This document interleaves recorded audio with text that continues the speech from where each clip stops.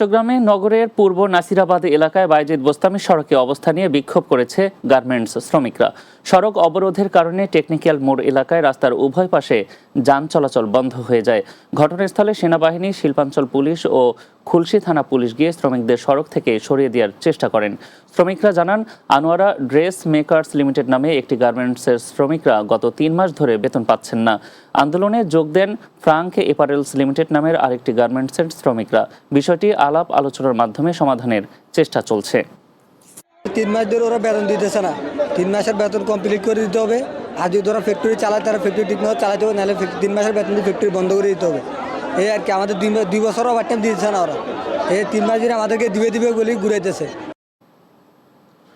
চট্টগ্রামে ছেলে ইমরানের খুনিদের গ্রেপ্তার দাবিতে সংবাদ সম্মেলন করেছে তার মা। বিকেলে চট্টগ্রাম প্রেস ক্লাবের এস রহমান হলে আয়োজিত সংবাদ সম্মেলনে বক্তব্য রাখেন নিহত ইমরানের মা আসিয়া বেগম।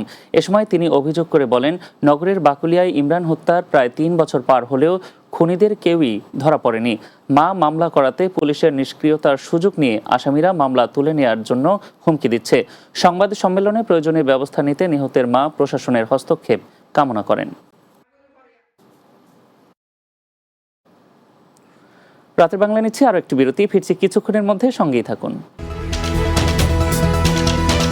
গাড়িটা আমার প্রেজেন্ট, আমার ফিউচার, আমার হ্যাপি লাইফ। আইডিএলসি আমার